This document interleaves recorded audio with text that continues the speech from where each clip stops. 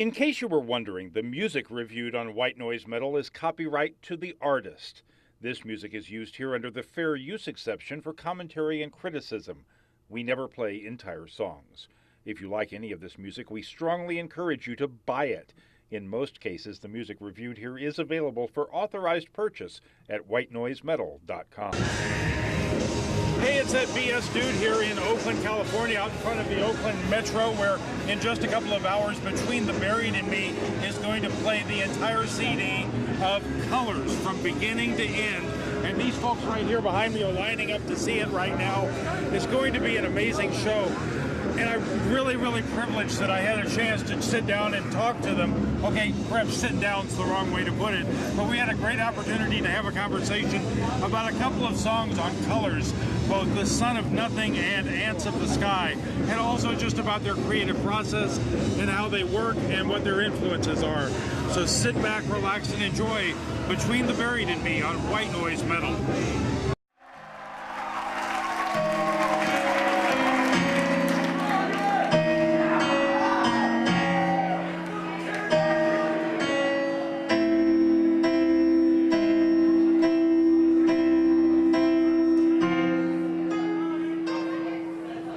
Hello, everybody.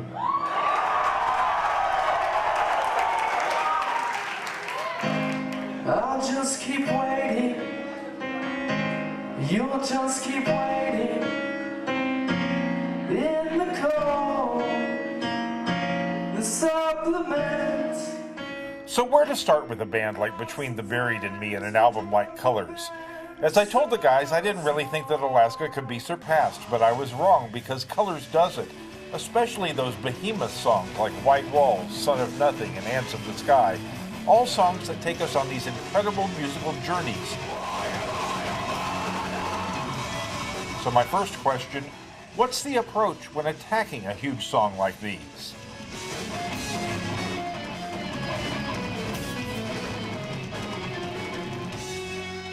I think we all just write individually, and then a few times that we do get together to actually practice, we just bring our ideas in, and we'll usually just build from one idea and just go from there.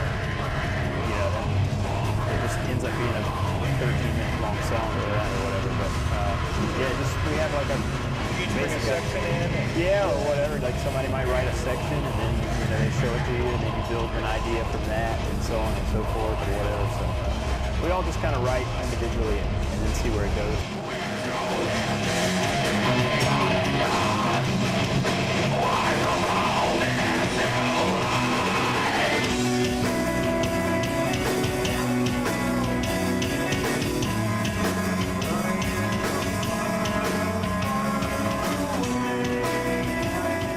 And where do the lyrics come in? I always do lyrics after the music's done. It's just how I've always done it. A big thing for me is making sure the lyrics seem to fit very well with the music, because I know a lot of bands I don't think pay attention to that, and it just seems very awkward at times.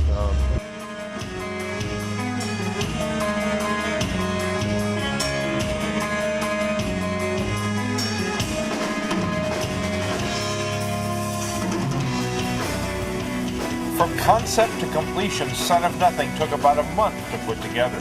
And this record, compared especially to all our other records, it happened a whole lot faster, and you know, more focused on this one. Yeah, it came together very well. It was very organic in a weird way, and I don't know, it was definitely the least amount of stress we've gone through writing a record. How does the song start?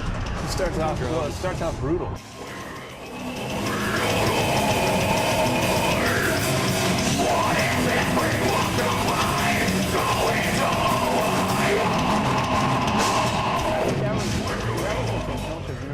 We wanted to have a song that had like this brutal and super aggressive start, and then from there it almost sort of metamorphosizes into something. Yeah, it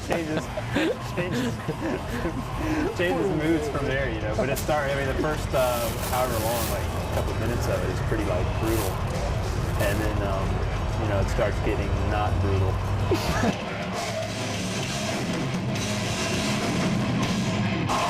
From brutal to not brutal is an understatement, as Tommy here goes from thrash to Danny Elfman in Nightmare Before Christmas.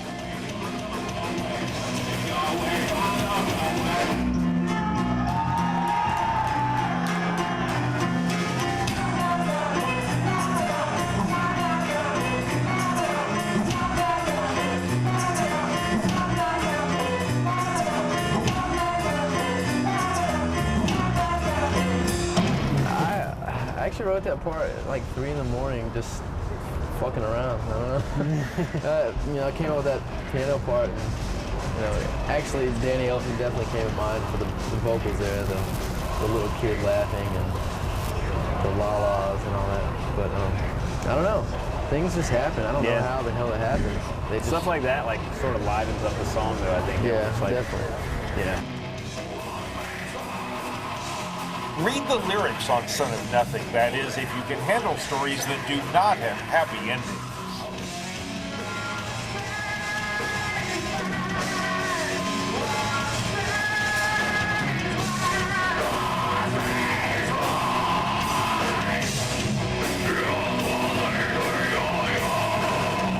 The whole song is a big story. I've never really tried to write any stories before this record, and I don't know, it's just about a guy that gets fed up with, the world, and he decides to build a spaceship and kill himself by shooting into the sun. And that's really it. And it's his thought process going from, his takeoff till his death, and just kind of everything that's going through his head and his regrets, and it's a pretty basic idea.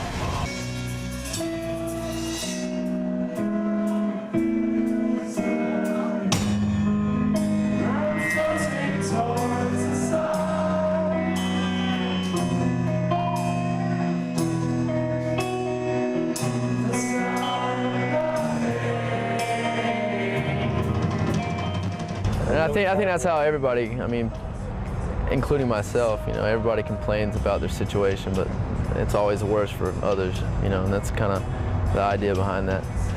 And that will never change for me or anybody else, Complaining's fun. Part about being human. It is. So.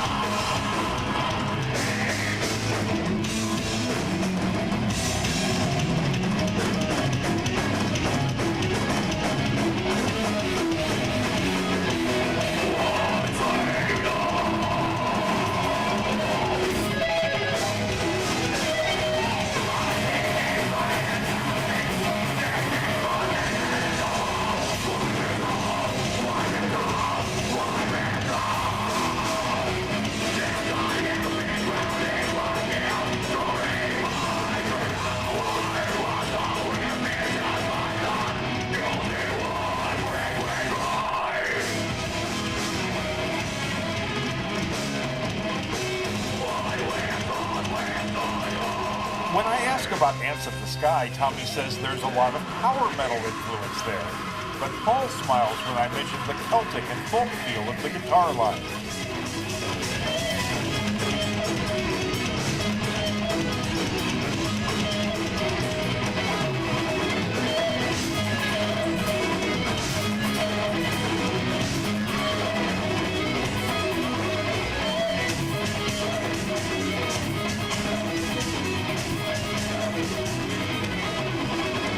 Yeah, I've always loved melodies like that. They're just catchy and fun and easy to create, like harmonies and stuff. So, yeah, I like stuff like that. So, incorporate that into the song.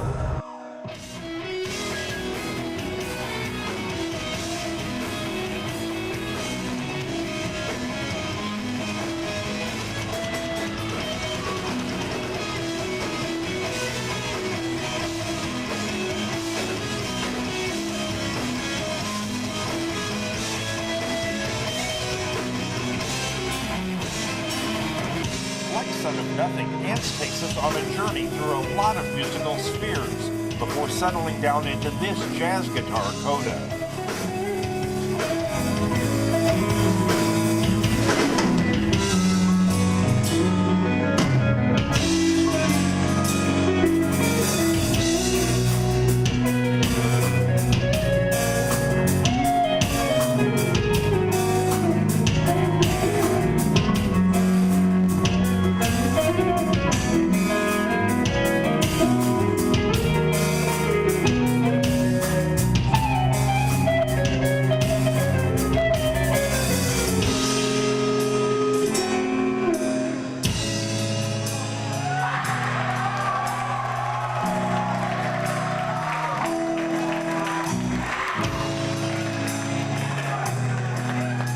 And then hold on to your hats, partner, because it's time to hoot nanny.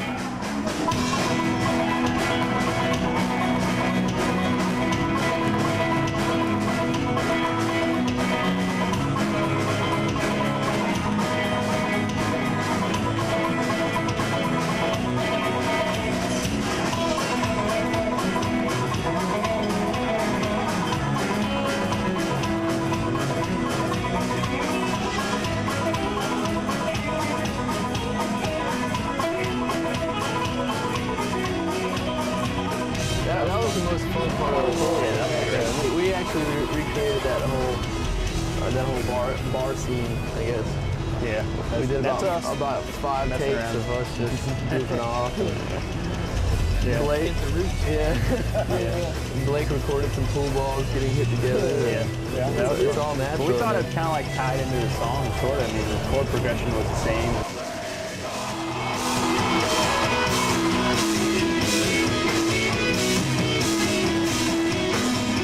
Yeah, I think a part like that too shows that even though we are getting more mature with our music and, you know, as people, we still have a goofy side almost.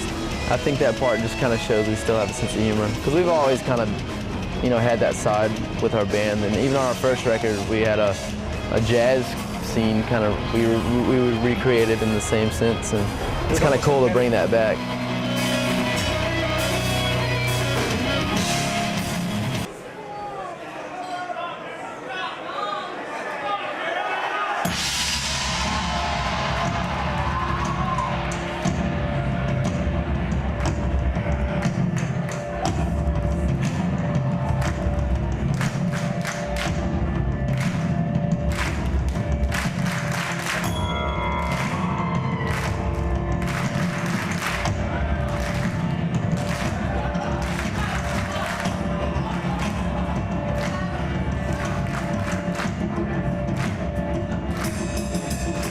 As much as I love these guys, sometimes I wonder who their audience is.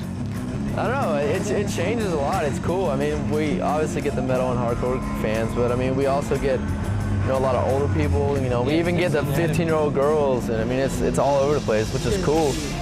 Yeah. Since the Anatomy of came out, like, we noticed it a lot on Ozfest because we'd have to do those like ridiculous signing things after we played, and we'd have like 50-something-year-old dudes coming up to the table, you know, with the Anatomy of record saying how into it they were. That was cool as shit to me.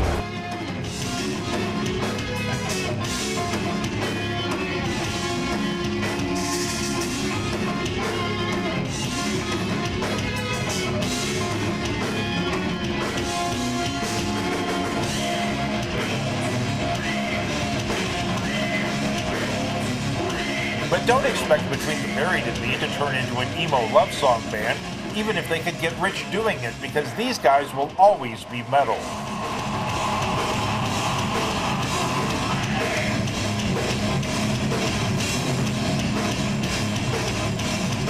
It's what we like. It's what we've always written. You know, we all grew up on metal. We've always played metal. It's what comes natural.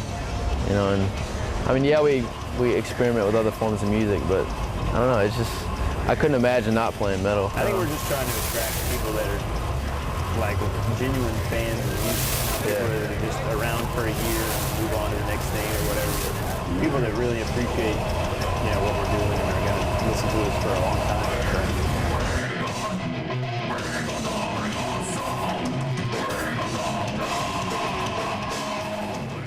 Well, our show is called White Noise Metal, and it's not because of the sound that was coming out of Paul's microphone there. I don't want you to think he was getting a little bit too much into the spirit of White Noise Metal. That was just some interference that we ran into. We apologize for that, but still he had so many wonderful things to say that we really wanted to listen to them, and I thought you could put up with a little bit of white noise over the audio in places. Anyway, thanks again to everybody in between the Buried and me, to Courtney, who's the sound guy. He was the guy standing in the middle, didn't say anything, but still he was absolutely wonderful. Also, Eric, the tour manager, was great. Tom and Veronica at Victory Records, thank you very much. Also, Scott Waters did a lot of the photography on this piece, and also Devin Whetstone provided some of the inspiration and some of the questions. Thank you all very much for being a part of White Noise Metal. And until next time for White Noise Metal, I'm that BS dude. See you later.